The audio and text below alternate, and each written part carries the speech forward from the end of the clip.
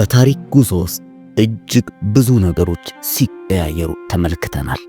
ስልጣኔ፣ ቴክኖሎጂ፣ ባህል፣ አመለካከትና ብዙ ነገሮች። ነገር ግን በእነዚህ ሁሉ መካከል አንድ መቀየር ያልቻለ ተደጋግሞ ሲከሰት የነበረ አንድን እንስሳ ከመብላት የመከልከል ነገር ተመልክተናል። ያ የማይበላ የተከለከለ እንስሳ አሳማ ነው።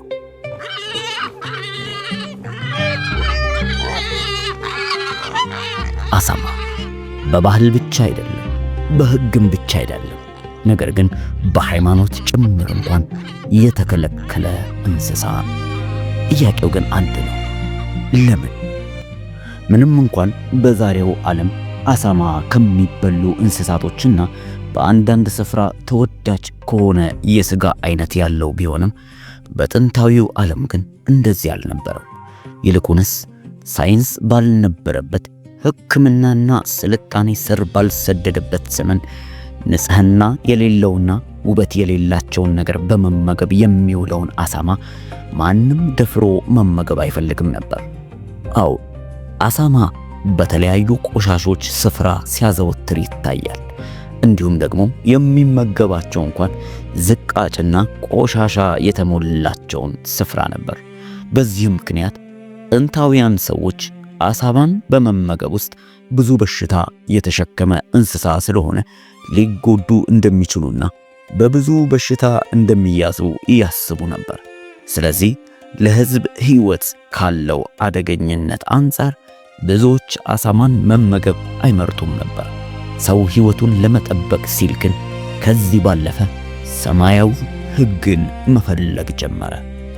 ታዲያ በዚህች አጋጣሚ ነበረ በጊዜው የነበረው መንግሥት አንዳች ምክንያት ስለነበረው አሳማን ለመከልከል የራሱን የሚመስል ሕግ ማውጣት ጀመረ። ይሄ ግን ለምን እንዳደረጉት ምክንያት ነበረው። በጊዜው አሳማ እንደ ሌሎች እንስሳት ማለትም እንደ በግ፣ ፍየል፣ ከብቶች ወይም ደግሞ ለማረስ እንደሚያገለግሉ ልዩ እንስሳቶች የጉልበትም ሆነ የተረፈ ምርት የማይሰጥ እንስሳ በመሆኑ ምክንያት ሕዝቦች አሳማን እንዳይመገቡ የሚል ክልከላን ማውጣት ጀመረ።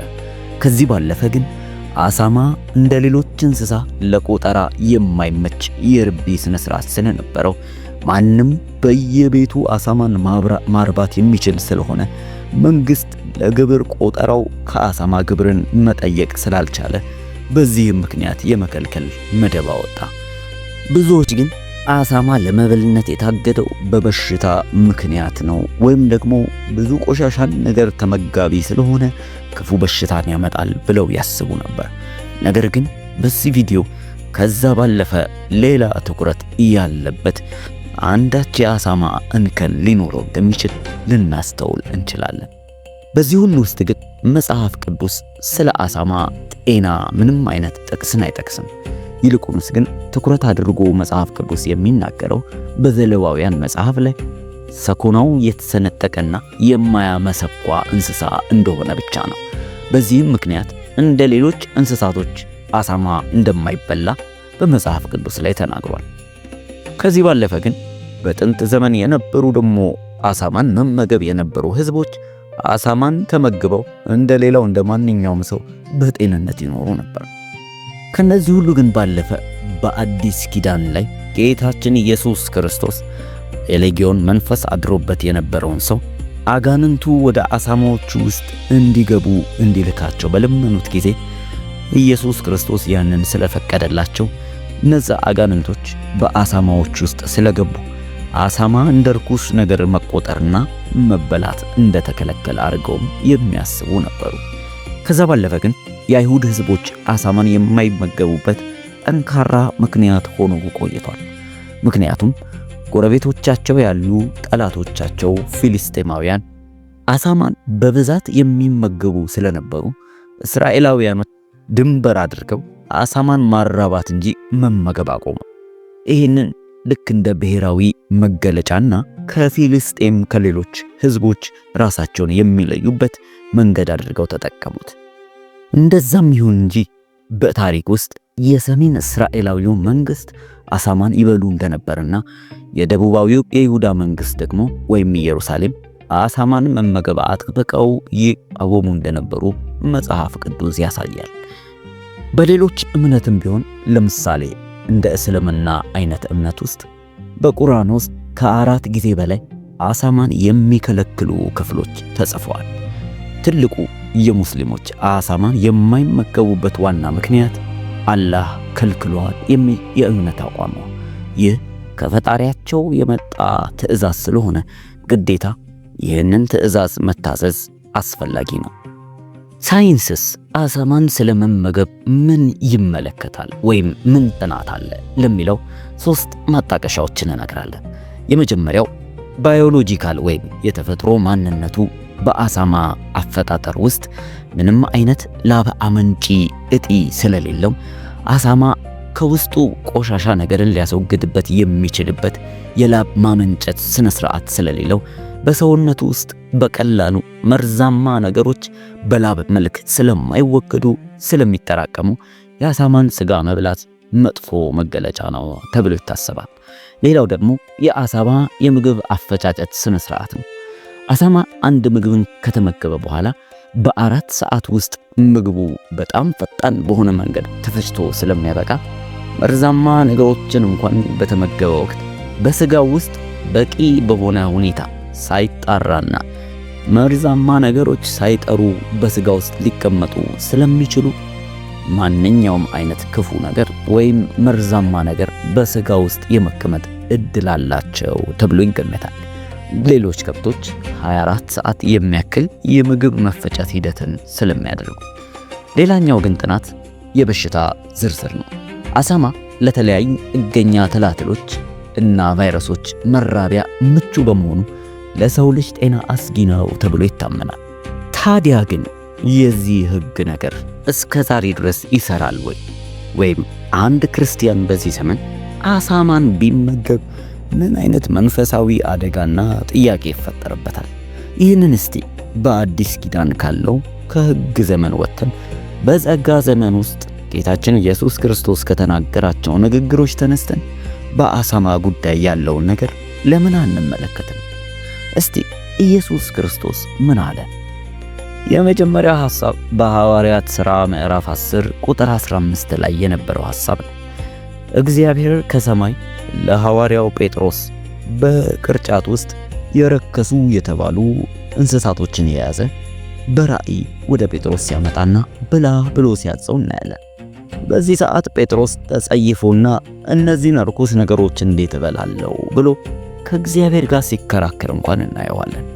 በእርግጥ ይሄ አሳማን ከመብላት ጋር ምን ያያይዘዋል ልትሉ ትችላላችሁ። ነገር ግን አዎ ይያያዛል።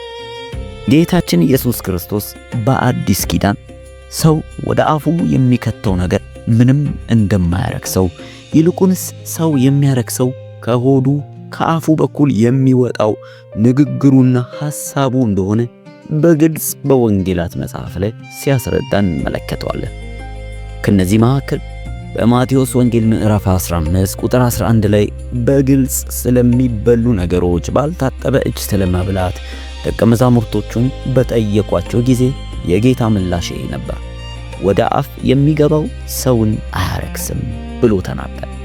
ስለዚህ እንደ አንድ ክርስቲያን በምግብ እንረክሳለን ብለን ማሰብ በዚህ ዘመን ሞኝነትም፣ ምክንያቱም አስቀድሞ ይደረግ የነበረው በምክንያት እንደሆነና አሁን ግን በኢየሱስ ክርስቶስ እላ የነበረው በብሉይ ኪዳን በምሳሌ መልክ የነበረው የጌታ ማንነት ከተገለጠ በኋላ ነገሮችን አድርጉና አታድርጉ በማለት ሳይሆን ለጌታ በልባችን በመታዘዝና በመገዛት ውስጥ እውነተኛ ጽድቅና መርከስን አውቀናል።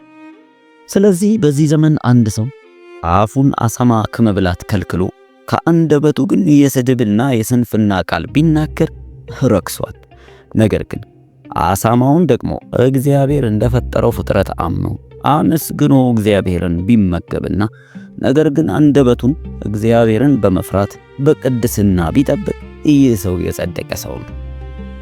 እስቲ በዚህ ዙሪያ 1-2 ጥቅሶችን እንገራችሁና እናንተ ጋር የምትሉትን እንድትሉ ፍጻሜውን እንተውላችኋለን።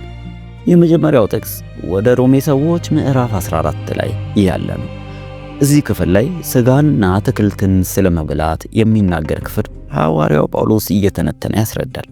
ታዲያ ከቁጥር 1 ጀምሮ እንደዚህ ይላል፣ በእምነት የደከመውን ተቀበሉት፣ በሐሳቡም ላይ አትፍረዱ። ሁሉን ይበላ ዘንድ እንደተፈቀደለት የሚያምን አለ።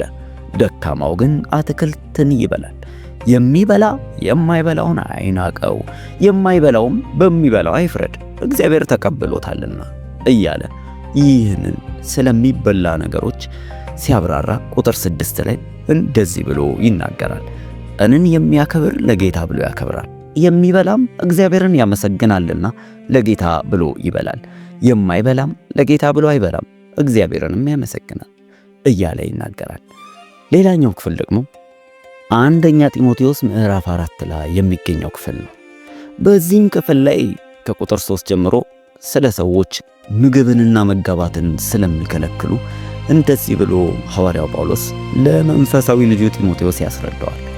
እነዚህ ውሸተኞች መጋባትን ይከለክላሉ፣ አምነውም እውነትን የሚያውቁ ከምስጋና ጋር ይቀበሉ ዘንድ እግዚአብሔር ከፈጠረው መብል እንዲርቁ ያዛሉ ይልና ቁጥር 4 ላይ እግዚአብሔር የፈጠረው ሁሉ መልካም ነውና ከምስጋና ጋር ቢቀበሉት የሚጣል ምንም የለም፣ በእግዚአብሔር ቃልና በጸሎት የተቀደሰ ነውና ብሎ በግልጽ ሲያጫውተው እናያለን። ስለዚህ በዚህ ዘመን ምን በላህ ምን አልበላህም ሳይሆን በእምነት ሕሊናችን ሳይኮንንንና ሳይከሰን እግዚአብሔርን አመስግነን በጸሎት ባርከን የምንበላው ሁሉ የሚጠቅም እንጂ የሚጎዳ አይደለም። ምክንያቱም የእግዚአብሔር ፍጥረት ነውና ነው።